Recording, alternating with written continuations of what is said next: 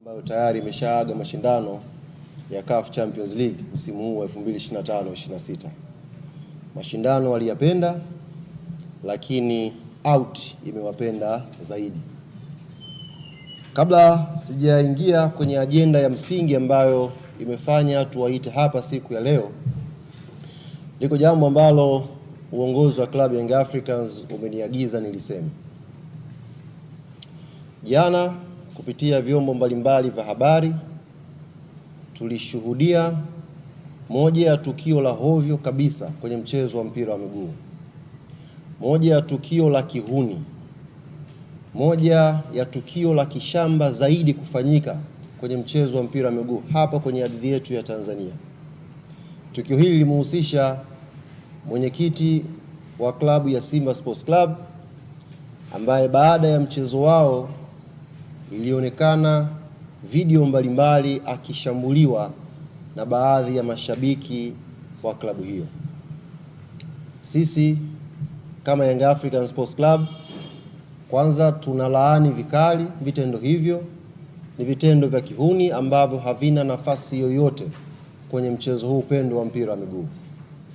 Lakini la pili, kwa niaba ya uongozi wa klabu ya Young Africans tunapenda kumpa pole mwenyekiti wa klabu ya Simba Sports Murtaza Mangungu na viongozi wote ambao walikumbana na kadhia hiyo siku ya jana. Ziko nyakati tunaweza kupishana kwenye itikadi zetu za kimpira, lakini linapokuja swala la football kuwa fair play, kama vilabu ni lazima tutoe matamko haya kukemea na kupinga vikali vitendo vya kihuni ambavyo vimefanyika jana kwenye uwanja wa Benjamin Mkapa. Kama ambavyo wametoa wito watu wengine, na sisi klabu ya Yanga tunaliomba jeshi la polisi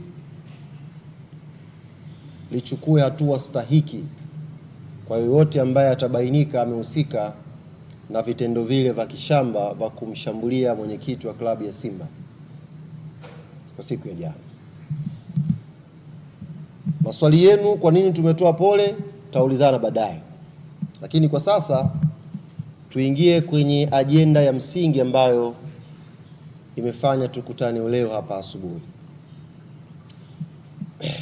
Siku ya Jumamosi tukiwa tunaelekea kwenye mchezo wetu wa CAF Champions League dhidi ya Al Ahly, asubuhi tulitoa taarifa kupitia kurasa zetu za mitandao ya kijamii ya klabu yetu Young Africans tukiwajuza wanachama